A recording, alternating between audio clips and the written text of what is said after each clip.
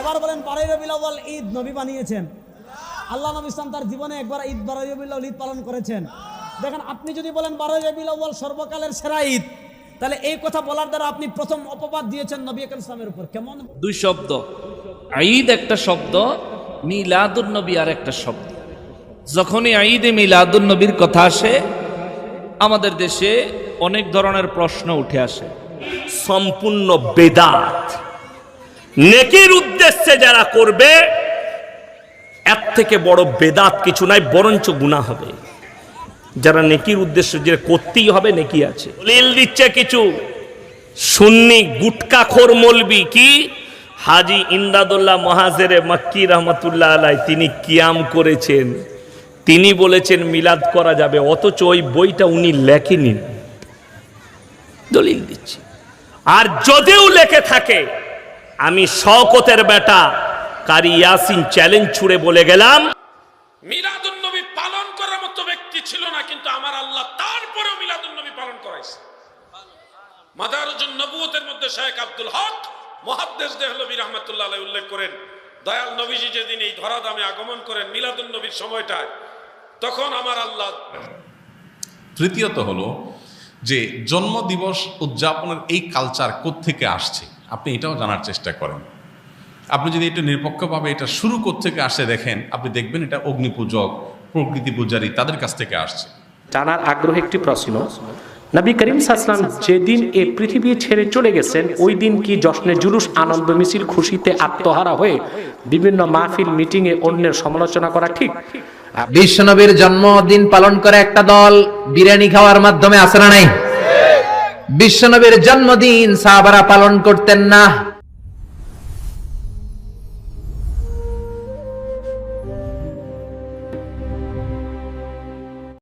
আসসালামু আলাইকুম ওয়া রাহমাতুল্লাহি ওয়া বারাকাতুহু। যারা আমার এই ভিডিওটি দেখছেন দেশে ও প্রবাসে, সবাইকে আন্তরিক মোবারকবাদ।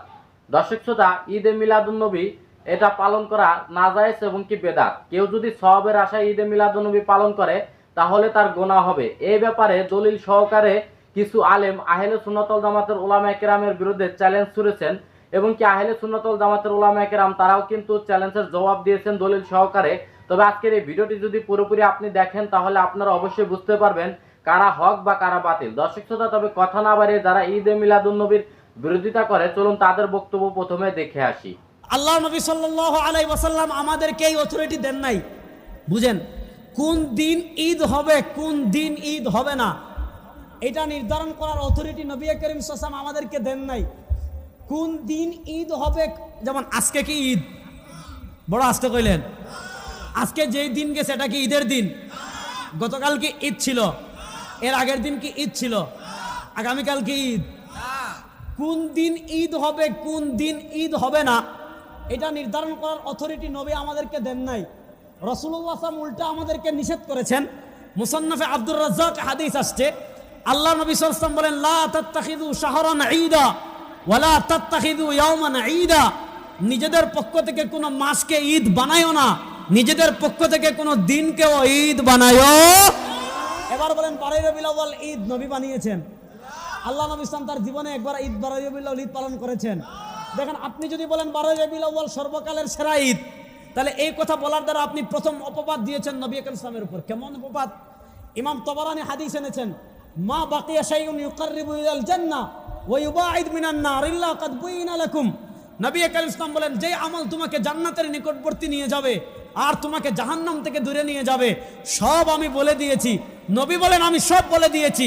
প্রশ্ন হলো, নবী বললেন সব বলে দিয়েছি, তাহলে নবী আপনি যেই দিনকে সর্বকালের সেরা ঈদ বলতেছেন, এই দিন সম্পর্কে নবী আমাদেরকে তাহলে বলে যান নাই?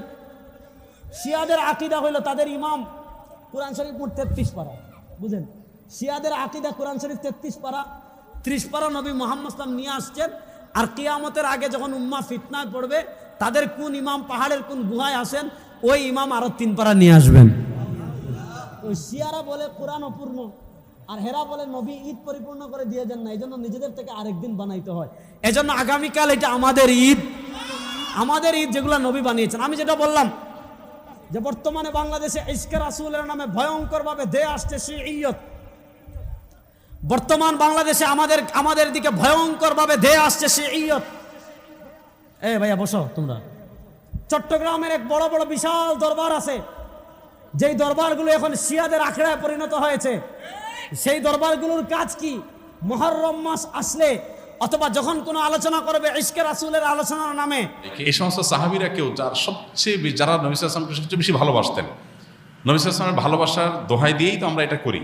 তো তারা যারা নবী সাল্লাল্লাহু আলাইহি ওয়াসাল্লামকে এর ভালোবাসায় যারা উত্তীর্ণ হয়ে গেছেন, ভালোবাসায় যারা প্রমাণিত, তার আশেকে রাসূল বলি, যেটাই বলি আমরা তথাকথিত, এই জায়গাটায় যারা ইতোমধ্যে প্রমাণিত হয়ে গেছেন, সেই সাহাবীরা যাদেরকে কোরআনে আল্লাহ সার্টিফিকেট দিয়েছেন নবী সাল্লাল্লাহু আলাইহি ওয়াসাল্লামের আনুগত্যের ব্যাপারে, ভালোবাসার ব্যাপারে, সেই মানুষগুলো নবী করিম সাল্লাল্লাহু আলাইহি সাল্লামের জন্মদিবস উদযাপন করেছেন কি করেন নাই, আপনি এই বিষয়ে একটু খোঁজ নেন, তথ্য উপাত্তগুলো ভেরিফিকেশন করেন, যাচাই করেন। তৃতীয়ত হলো যে জন্মদিবস উদযাপনের এই কালচার কোত্থেকে আসছে, আপনি এটাও জানার চেষ্টা করেন। আপনি যদি এটা নিরপেক্ষভাবে এটা শুরু কোত্থেকে আসে দেখেন, আপনি দেখবেন এটা অগ্নিপূজক, প্রকৃতি পূজারী তাদের কাছ থেকে আসছে। এবং একসময় খ্রিস্টান ধর্মেও এই জন্মদিবস উদযাপন করাটার ব্যাপারে নিরুৎসাহিত করা হতো, নিষিদ্ধ করা হতো। পরবর্তীতে তারা নিজেরা আবার ওই প্যাগানদের দ্বারায়, প্রকৃতি পূজারীদের দ্বারা প্রভাবিত হয়ে তারাও তাদের নবীর জন্মদিবস উদযাপন শুরু করেছেন। এই হেদায়েত এবং সত্যিকারের যে সঠিক পথ, সেটা আল্লাহ তাআলা আমাদের সবাইকে আল্লাহ তাআলা দান করুন। মিলাদুন নবী মানে হলো নবী সাল্লাল্লাহু আলাইহি সাল্লামের জন্ম, আর সিরাতুন নবী মানে হলো নবী করিম সাল্লাল্লাহু আলাইহি সাল্লামের জীবনী, জীবনচরিত।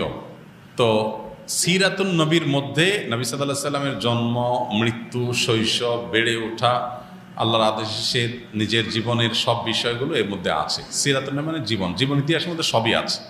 আর মিলাদুন নবী হলো সিরাতের, অর্থাৎ নবী সাল্লাল্লাহু আলাইহি ওয়াসাল্লাম পুরো জীবনের একটা অংশ। এটা হলো একটা পার্থক্য। আরেকটা বিষয় হলো যে মিলাদুন নবী এটা আসলে উদযাপন বা অনুসরণ করার বিষয় না। নবী সাল্লাল্লাহু আলাইহি ওয়াসাল্লামের জন্মকে আমরা চাইলে অনুসরণ করতে পারবো না, যে উনি যেভাবে জন্ম হয়েছেন, যে তারিখে হয়েছেন, ওই তারিখে আমি হব, এরকম কোনো অপশন নাই তো। কিন্তু সিরাতুন নবী যেটা, এটা কি করা যায়? অনুসরণ করা যায়। নবী সাল্লাল্লাহু আলাইহি ওয়াসাল্লামের জীবন চরিত দেখে দেখে সেই অনুযায়ী আমি আমার জীবনকে গঠন করলাম। তো এটা হলো মূলত আমাদের জন্য গুরুত্বপূর্ণ। আমাদেরকে নবী সাল্লাল্লাহু আলাইহি ওয়াসাল্লামকে আল্লাহ দিয়েছেন তাকে অনুসরণ করার জন্য।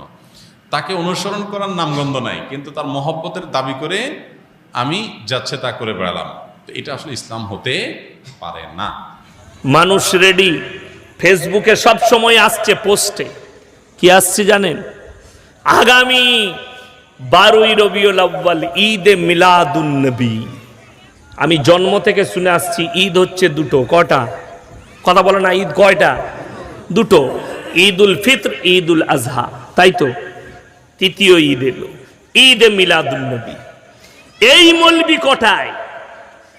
গোটকাখোর মৌলবি। আমি বললি আমাকে কালকেই গালি দিবে। গুটকাখোর মৌলবি এগুলো বয়ান করছে। जो लोग ईद मिलादुन नबी को बेदात कहेंगे वो वहाबी है, वो काफिर है, वो जहन्नमी है। আমি তো খালি চিন্তা করছি আল্লাহ জাহান্নামের কন্ট্যাক্টটা এই হারামখোর দিকে আল্লাহ দিয়েছে। এই ঈদে মিলাদুন নবী শুনেলেন, আমি মৌলবি শওকতের বেটা ইয়াসিন বলে যাচ্ছি সম্পূর্ণ বেদাত। নেকির উদ্দেশ্যে যারা করবে এর থেকে বড় বেদাত কিছু নাই, বরঞ্চ গুনাহ হবে।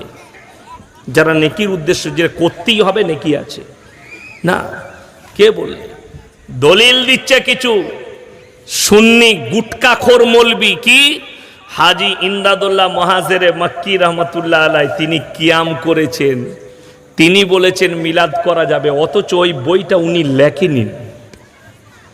দলিল দিচ্ছে। আর যদিও লেখে থাকে, আমি শওকতের বেটা কারি ইয়াসিন চ্যালেঞ্জ ছুড়ে বলে গেলাম, যদি ওটা হাদিস কোরআন না হয়, যদি ওটা হাদিস কোরআনের দলিল না থাকে, ওটা তিনার ব্যক্তিগত মত হতে পারে, ওটা ইসলাম নয়। আমাকে একজন ফোন করেছে, কোথা থেকে? মুর্শিদাবাদ থেকে একজন বড় আলেম। কি নিয়ে?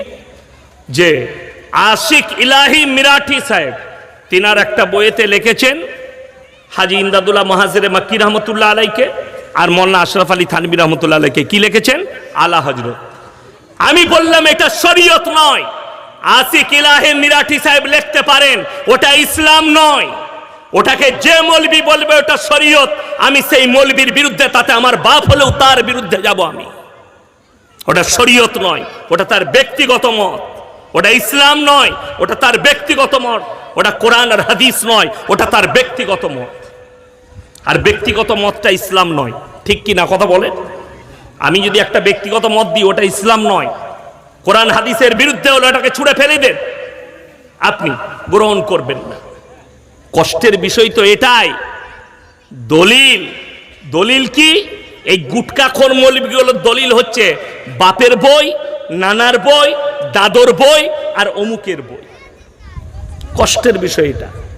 আমি বলেছি, এই তো फोन করে বলছে हम मसले के आला हजरत को मानते हैं, तो फिर तुम तो इमाम अबू हनीफा को नहीं मानते। ये बताओ, तुम इमाम अबू हनीफा को मानते हो कि इसको मानते हो? ये तो पहले साफ कर लो। কষ্টের বিষয়। আমি কারোর বিরোধী নয়, কিন্তু কেউ কি জাহান্নামী বলার আগে, কোনো ইবাদত সৃষ্টি করার আগে নিজের ব্রেন আর বুদ্ধিকে খাটান, যে এটা কোরআন বিরোধী না ইসলাম বিরোধী, না এটা শরীয়ত না শরীয়তের বাইরের কথা। আজকে কষ্ট লাগে যদি বলেন আমি এক্ষুনি প্রমাণ দেবো, বাবার মোবাইল আছে, আমি আপনাদেরকে শুনিয়ে দেবো এক্ষুনি চালিয়ে। কোথায়? বর্ধমান টাউনে।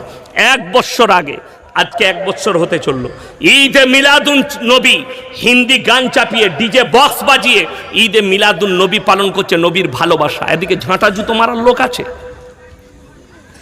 ঈদের দিনে মিলাদুন নবী, সিন্নি পাকাও, পোলাও পাকাও। বলো হ্যাঁ পাকাতে হবে তো, গুটকাখোর মৌলবীগুলো তো ওই করেই পেট চলে ওদের, নাহলে তো চলবে না। আমি বললে খারাপ মৌলবী, এ জাহান্নামী। আমার আর আমার বাপের নাম রেখেছে মুশরিক আর জাহান্নামী। বিশ্বনবীর জন্মদিন পালন করে একটা দল বিরিয়ানি খাওয়ার মাধ্যমে আছে না নাই? বিশ্বনবীর জন্মদিন সাহাবারা পালন করতেন না, বিশ্বনবী নিজেও পালন করতেন না। শুধু যখন জিজ্ঞেস করা হলো কেন রোজা রাখেন, বিশ্বনবী বলেন যেহেতু জন্মেছি, এই জন্মটা আল্লাহ আমার না দিলেও পারতেন, জন্মের শুকরিয়া স্বরূপ আমি রোজা রাখি। সুবহানাল্লাহ। এজন্য 12 রবিউল আউয়ালে যদি কিছু পালন করতে চান খালি রোজা রাখবেন, কিন্তু ওই দিন মিষ্টি আর হালুয়া আছে না নাই? জশ্নে জুলুসে আছে না নাই? আহা, শুধু মিষ্টি আর জিলাপি, কিন্তু বিশ্বনবী রাখতেন রোজা। আপনি রোজা রাখেন, আপনি না খেয়ে থাকেন, তাহলে বিশ্বনবীর ভালোবাসার প্রমাণ পাওয়া যাবে, ঠিক কি না? দর্শক শ্রোতা, আপনারা দেখতে পেয়েছেন ঈদে মিলাদুন নবী নাকি এটা খ্রিস্টানদের রীতি, জন্মদিন পালন করা এটা খ্রিস্টানদের রীতি। সেই রীতি এখন মুসলিমরা পালন করছে। ঈদে মিলাদুন নবী আসলে কোরআন হাদিসে কোথাও নেই, কোনো সাহাবী করেনি বা কোনো তাবিনও করেনি, যে কারণে তারা ঈদে মিলাদুন নবীকে নাজায়েজ বেদাত বলছে। দর্শক শ্রোতা, তবে এই ব্যাপারে আহলে সুন্নাত ওয়াল জামাতের উলামায়ে কেরাম তাদের কাছে কি দলিল রয়েছে, চলুন সেই ভিডিওগুলো দেখে আসি। আর তুমি এখন খুঁজতেছো সাহাবাই কেরাম মিলাদুন নবী পালন করছে কিনা। ওই সময় নবীজি বাধ্য হয়ে কাফেলা করে করে সাহাবীদেরকে বিভিন্ন রাষ্ট্রে হিজরত করায় দিছে, পাঠায় দিছে, আবিসিনিয়া সহ বিভিন্ন জায়গায়। সর্বশেষ আল্লাহর রাসূল নিজেও হিজরত করা লাগছে। আল্লাহ তাআলার ইশারায়, আল্লাহর হুকুমে মক্কা থেকে হিজরত করে নবীজি মদিনায় গেলেন। শুনুন ভাই, মিলাদুন নবী ইসলাম জাহের হওয়ার পরে বিভিন্ন আঙ্গিকে সাহাবাই কেরাম করেছেন, আমি ওটা বুঝাচ্ছি। তবে নবীজি যখন পৃথিবীতে আসেন ওই সময় ইসলাম ধর্ম ছিল না, তৎকালীন কোনো মুসলমান ছিল না, মিলাদুন নবী পালন করার মতো ব্যক্তি ছিল না, কিন্তু আমার আল্লাহ তারপরেও মিলাদুন নবী পালন করাইছে। মাদারুজুন নবুয়তের মধ্যে শেখ আব্দুল হক মুহাদ্দিস দেহলভী রাহমাতুল্লাহ আলাইহি উল্লেখ করেন, দয়াল নবীজি যেদিন এই ধরাধামে আগমন করেন মিলাদুন নবীর সময়টায়, তখন আমার আল্লাহ 70,000 ফেরেশতা ঝাঁকে ঝাঁকে পাঠিয়ে লাইনে লাইনে দাঁড়া করাইয়া নবীর আগমনের আনন্দে সালাতু সালাম পাঠ করাইছে, জশ্নে জুলুস করাইছে। মারহাবা ইয়া রাসূলুল্লাহ, মারহাবা মারহাবা ইয়া হাবিবাল্লাহ, মারহাবা। এইটা করানোর উদ্দেশ্য হলো নবীজির আগমনের সময়টা আনন্দ প্রকাশের সময়। যেহেতু মুসলমান ছিল না, সেহেতু আল্লাহ ফেরেশতা দিয়া করাইছে। কাবা ঘরের ছাদে একটা পতাকা উড়াইছে এবং পৃথিবীর পশ্চিম প্রান্তে, পূর্ব প্রান্তে 3 জায়গায় 3টা পতাকা আল্লাহ নিজে ফেরেশতা দিয়ে উড়াইছে যেদিন নবীজি দুনিয়াতে আসেন। মাদানী জীবন ছিল নবীজির 10 বছর। আপনারা জানেন ওই সময়টা বিভিন্ন যুদ্ধে নবীজির কেটেছে। 27টা যুদ্ধে নবীজি নিজে অংশগ্রহণ করেছে। 10 বছরে 90টার উপরে যুদ্ধ হয়েছে। কয়টা? কথা বলেন না, কয়টা? মাদানী জীবনে 10 বছরের মধ্যে এই 10 বছরে 90টির উপরে যুদ্ধ হয়েছে কাফেরের সাথে। এর মধ্যে 27টা যুদ্ধের মধ্যে আল্লাহ রসুল নিজে অংশগ্রহণ করেছে, আর আপনি খুঁজতেছেন মিলাদুন নবী পালন করছে কেডা? বলদ কোথাকার, খায় বেশি বুঝে কম। এখন আমি যেটা বোঝাতে চাচ্ছি, মিলাদুন নবীর যে মূল নির্যাস, হাফেজ ইবনে হাজার আসকালানী এবং ইমাম জালালউদ্দিন সুয়ুতি, তিনারা দুইজন বলেছেন আল হাবিলিল ফাতোয়া, তাফসিরে রুহুল বায়ান, সিরাতে হালাবিয়া, সুবুলুল হুদা ওয়ার রাশাদ, এই কিতাবগুলির মধ্যে উল্লেখ কাদ ইস্তাখরাজা লাহুল হাফিজ ইবনে হাজার আসলান মিনাস সুন্নাহ ওয়া কাযাল হাফিজুস সুয়ুতি কুদ্দিসা সিররুহু। রাসূলের সুন্নাহ থেকে মিলাদুন নবীর ভিত্তি বের করেছেন ইমাম ইবনে হাজার আসকালানী এবং ইমাম জালালউদ্দিন সুয়ুতি। অতএব এখানে বিষয়টা ক্লিয়ার যে সাহাবায়ে কেরামের যুগে মিলাদুন নবীর মূল ভিত্তি বা আসলটা ছিল, আনুষ্ঠানিকতাটা ওই সময় করা হয়নি। আমরা মিলাদুন নবীতে কি করি? ইমাম সুয়ুতি আল হাবিলিল ফাতোয়া হুসনুল আকসাদের মধ্যে স্পষ্ট করে ব্যাখ্যা করেছেন। আমরা নবীজির শানে মিলাদ সম্পর্কিত, দুরূদ সম্পর্কিত আয়াত পড়ি, ইন্না রাহমাতাল্লাহি কারীবুম মিনাল মুহসিনিন ওয়া মা আরসালনাকা ইল্লা রাহমাতাল লিল আলামিন মা কানা মুহাম্মাদুন আবা আহাদিম মির রিজালিকুম। এটা পড়ি, লাকাদ জাআকুম রাসূলুম মিন আনফুসিকুম। এটা পড়ি। যে আয়াতগুলির মধ্যে নবীজির মিলাদের ইঙ্গিত রয়েছে, ওই আয়াতগুলি আমরা পাঠ করি। মজলিস একটু ভালো হলে আমরা কিছু হাদিস বয়ান করি, যেই হাদিসগুলির মধ্যে নবীজির মিলাদের কথা আছে। বারবার নবীর দুরূদ পড়ি, নবীকে সালাম দেয়, সর্বশেষ আমরা দোয়া করি, এরপরে তাআম মানুষকে খাবার দেয়, তাবারক দেয়। এই বিষয়টাকে বলা হয় মিলাদুন নবী। এই মিলাদুন নবীর এই যে কাইফিয়াতটা, এই যে নমুনাটা, এটাকে হাফেজ জালালউদ্দিন সুয়ুতি স্পষ্ট করে লিখেছেন যে ইউস্তাহাব্বু লানা ইজহারু শুকরি বিমাউলিদিন নবী সাল্লাল্লাহু আলাইহি সাল্লাম। আল্লাহর হাবিবের মিলাদের মাধ্যমে, মিলাদুন নবীর মাহফিলের মাধ্যমে আল্লাহর শুকরিয়া আদায় করা ইউস্তাহাব্বু লানা, মুসলমানের জন্য এটা মুস্তাহাব, জায়েজ জায়েজ জায়েজ। ওনারা নিজেরা গায়ের জোরে ফতোয়া দেয়নি, সুন্নাহ থেকে আসল বের করে তারপরে মুস্তাহাব ফতোয়া দিয়েছে। যেই জিনিসের আসল ভিত্তি কোরআন সুন্নাহর মধ্যে থাকে, ওটাকে বিদআতে শরঈ বলা যাবে না, নাজায়েজ বলা যাবে না। এটা মুস্তাহাব, স্বীকৃত একটা মুস্তাহাব, সাহাবায়ে কেরাম করেছেন। মিলাদুন নবী সাহাবায়ে কেরাম করেছেন। একটা হাদিস শুধু বলি, অনেকগুলি হাদিস আমার বইটার মধ্যে আছে, দেখে নেবেন। তাবারানির মুআজামুল কাবীরের জিলদ আউয়ালের 28 নম্বর হাদিস, হাদিসের সনদের মান হাসান। হযরতে আয়েশা রাদিয়াল্লাহু তাআলা আনহা বর্ণনা করেন, আন আয়েশা রাদিয়াল্লাহু তাআলা আনহা ক্বালাত কানা রাসূলুল্লাহি সাল্লাল্লাহু আলাইহি ওয়াসাল্লাম ওয়া আবু বকর রাদিয়াল্লাহু আনহু মিলাদাহুমা ইনদি ইলা আখির। আম্মা জান আয়েশা বলেন, দুনিয়ার মানুষেরা শোনো, আমি আয়েশার কাছে অবস্থান করে আমার দয়াল নবীজি এবং আবু বকর সিদ্দিক দুইজনে মিলাদের তাজকিরা করেছেন। আবু বকর সিদ্দিক এবং দয়াল নবী দুইজনে একসাথে বসে মিলাদের আলোচনা, মিলাদের মজলিস করেছেন। এখান থেকে বোঝা যায় মিলাদের মজলিস করা বিদআত নয়, ইবাদত। ঈদে মিলাদুন নবী সাল্লাল্লাহু আলাইহি ওয়াসাল্লাম, এখানে দুইটা শব্দ, একটা হলো ঈদ আর একটা হলো মিলাদুন নবী। ঈদ শব্দের অর্থ হইল আনন্দ, খুশি, আনন্দ উদযাপন করা, আনন্দ প্রকাশ করা, এটা হচ্ছে ঈদ।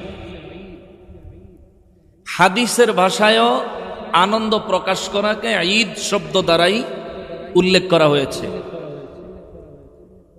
কিন্তু কোরআন শরীফে ঈদকে ঈদ বলা হয়নি। আর মিলাদুন নবী সাল্লাল্লাহু আলাইহি ওয়াসাল্লাম বিষয়টা হলো আমার নবী, নূর নবী, আখিরি নবী, সর্বশ্রেষ্ঠ নবী, নবীদেরও নবী, আল্লাহ পাকের সৃষ্টির মূল, রহমাতুল লিল আলামিন নূর নবীজির যেই দিনে, যেই সময়ে, যেই তারিখে এই পৃথিবীর জমিনে তশরিফ এনেছেন, ওই তারিখটাকে কেন্দ্র করে আমরা বলি মিলাদুন নবী সাল্লাল্লাহু আলাইহি ওয়াসাল্লাম। দুই শব্দ, ঈদ একটা শব্দ, মিলাদুন নবী আর একটা শব্দ। যখনই ঈদে মিলাদুন নবীর কথা আসে আমাদের দেশে অনেক ধরনের প্রশ্ন উঠে আসে।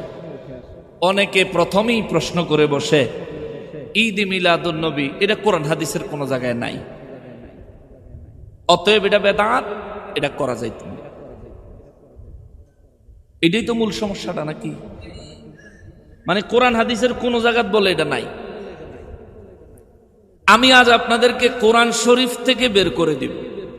কোরআন শরীফে যদি আল্লাহ নবীর আগমনে খুশি হওয়ার কথা, আনন্দ উদযাপনের কথা আল্লাহ যদি বক্তব্য দিয়ে থাকেন, তাইলে আল্লাহর বক্তব্য মোতাবেক, আল্লাহর হুকুম মোতাবেক আমরা ইবাদত করাটা নফল না ফরজ? এটা প্রয়োজন আছে না নাই? যারা বলেন বিদআত, আসেন আপনাকে আমি কোরআন থেকে দলিল দিয়ে প্রমাণ করে দিচ্ছি এটা বিদআত নয়, বরং এটা হলো শ্রেষ্ঠ ইবাদত। আল্লাহ তাআলা কোরআনুল কারীমে 10 নম্বর সূরা, সূরা ইউনুস, এই 10 নম্বর সূরার 58 নম্বর আয়াতে কারীমায় আল্লাহ বলেন, বিসমিল্লাহির রহমানির রহিম, قل بفضل الله وبرحمته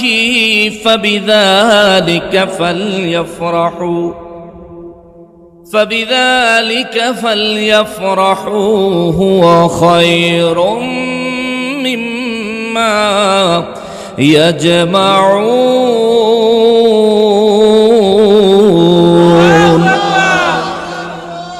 রব্বুল ইজ্জত কালামে হাকিমে সূরা ইউনুসের 58 নম্বর আয়াত, ও ভাই, ও বাবা, ও মুরব্বী, নোট করে নেন, খেয়াল করে দিমাগের মধ্যে ভালো করে মুখস্থ করে নেন। কোরআন শরীফের 10 নম্বর সূরা, সূরা ইউনুস, আয়াতের নাম্বার হলো 58।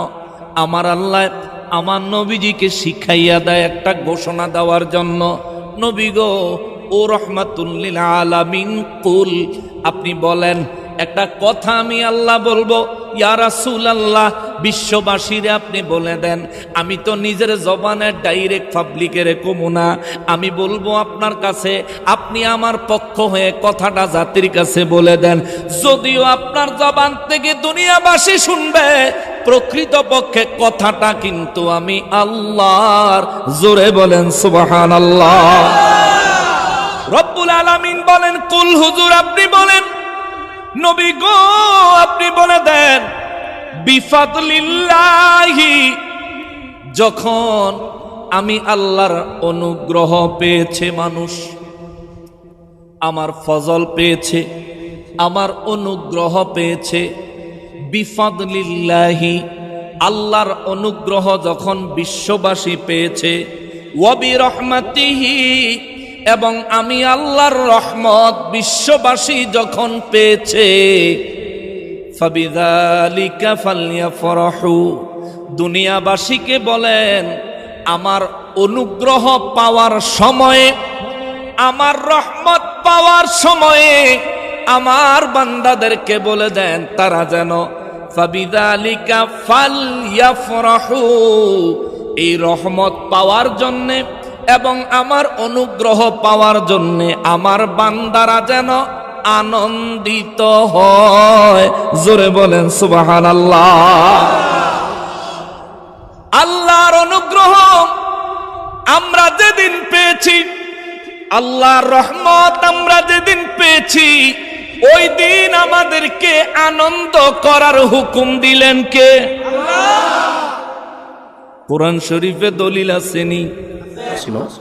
নবী করিম সাল্লাল্লাহু আলাইহি ওয়াসাল্লাম যেদিন এই পৃথিবী ছেড়ে চলে গেছেন, ওই দিন কি জশ্নে জুলুস, আনন্দ মিছিল, খুশিতে আত্মহারা হয়ে বিভিন্ন মাহফিল মিটিংয়ে অন্যের সমালোচনা করা ঠিক? আপনি ভাই সুন্দর প্রশ্ন করেছেন। তার মানে আপনি বলতে চাচ্ছেন 12 রবিউল আউয়াল আমাদের শোক পালন করা উচিত। এই তো তার উদ্দেশ্য না, আপনি ভুল বুঝেছেন। প্রথম কথা হচ্ছে 12 রবিউল আউয়াল নূর নবী মুহাম্মদ সাল্লাল্লাহু আলাইহি ওয়াসাল্লাম বিদায় নিয়েছেন, এটা সব ঐতিহাসিক একমত না, কথা বুঝতে পারছেন?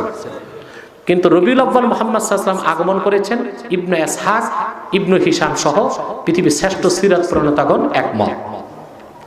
তর্কের খাতিরে মেনেই নিলাম আমার নূর নবী মুহাম্মদ সাল্লাল্লাহু আলাইহি ওয়াসাল্লাম 12 রবিউল আউয়াল বিদায় নিয়েছেন, কিন্তু তাই বলে শোক করা যাবে না। কারণ শোক করা হয় সাধারণ মানুষ মরে গেলে, আল্লাহ রসুল সাধারণ ছিলেন না, তিনি হায়াতুল নবী।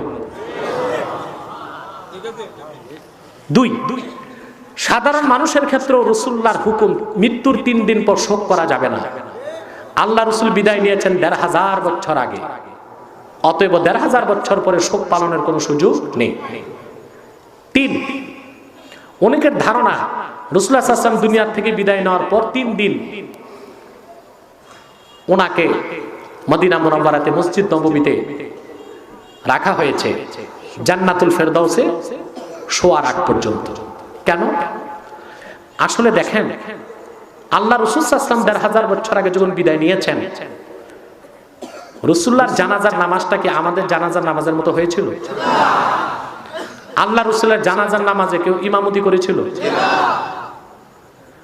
30,000 সাহাবী দলে দলে আল্লাহ রাসূলের সামনে যে দোয়া পড়ছেন। কি দোয়া? আমরা মরলে দোয়া পড়া হয় আল্লাহুম্মা গফিরলি হাইয়িনা ওয়া মাইয়িতিনা ওয়া শাহিদিনা ওয়া গায়িবিনা, আল্লাহ আমাদেরকে মাফ করো, গুনাহ মাফ করো, যারা উপস্থিত অনুপস্থিত, ইসলামের উপর ঈমানের উপর মৃত্যু দাও, ইসলামের উপর রাখো, এগুলো বলি আমরা। রাসূলুল্লাহর সামনে কোন দোয়া পড়া হয়েছিল বলতে পারেন? তো মিয়া সাহেব প্রশ্ন করেন কই, একটু বুঝে শুনে করেন। 30,000 সাহাবী, নর নারী বাচ্চা, নূর নবী মুহাম্মদ সাল্লাল্লাহু আলাইহি ওয়াসাল্লামের সামনে দাঁড়িয়ে শুধু দরুদ সালাম পড়ছেন। তাহলে আমরা বললে শোক করতে হয়, রাসূলুল্লাহ সাল্লাল্লাহু আলাইহি ওয়াসাল্লাম বিদায় নিয়েছেন 1500 বছর আগে, শোকের কোনো সুযোগ নাই। কেন?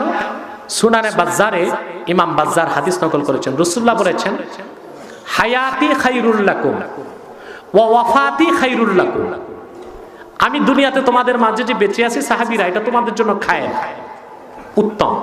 আর আমি বিদায় নিলেও তোমাদের দুঃখ শোক বা চিন্তার কোনো কারণ নাই, কারণ আমি মুহাম্মদ হায়াতুন নবী। সামনের হাদিসে রাসূলুল্লাহ বলেছেন তুরাজু আলাইয়া আমালুকুম, তোমাদের আমল এখন যেমন আমি দেখি, আমি দুনিয়ার থেকে বিদায় নেওয়ার পর তোমাদের সকল আমল আমাকে দেখানো হবে। ফামা রাআইতু মিন খাইরিন ফাহামিদতুল্লাহ আলাইহি, যখন দেখবো তোমরা ভালো কাজ করছো আমি আল্লাহর প্রশংসা করব। ওমা রাআইতু মিন শাররিন ফাস্তাগফারতুল্লাহ লাকুম, যখন দেখবো তোমরা গুনার কাজ করো তা আমি রাসূল নিজে জান্নাতুল ফেরদৌস রওজা মুবারক থেকে তোমাদের জন্য গুনাহ মাফের দোয়া আল্লাহর কাছে করব। তাহলে রাসূলুল্লাহ সাল্লাল্লাহু আলাইহি ওয়াসাল্লাম বিদায় নেবার কারণে শোক করতে আল্লাহ রাসূল নিজেই নিষেধ করে গেছেন। কথা বলেন জি, কথা বুঝতে পারছেন? পঞ্চম কারণ, আল্লাহর হুকুম হচ্ছে নেয়ামতের প্রশংসা করা আর মুসিবত বা শোক ঢেকে রাখা। আল্লাহ বলছেন না, হ্যাঁ, যে যখন মুসিবত বা কষ্ট পাও তো সবর করো, প্রকাশ করো না, কিন্তু নেয়ামত পাইলে প্রশংসা করো, ঠিক কিনা? নূর নবী মুহাম্মদ সাল্লাল্লাহু আলাইহি ওয়াসাল্লামের আগমনের কথা স্মরণ করে সেই জন্য আমরা 12 রবিউল আউয়াল আনন্দের প্রকাশই করি, শোক প্রকাশের কোনো সুযোগ নাই। উত্তর হয়েছে? উত্তর তো অবশ্যই হয়েছে। যদি মনে করেন হয় নাই তা আপনার মাথায় সমস্যা আছে।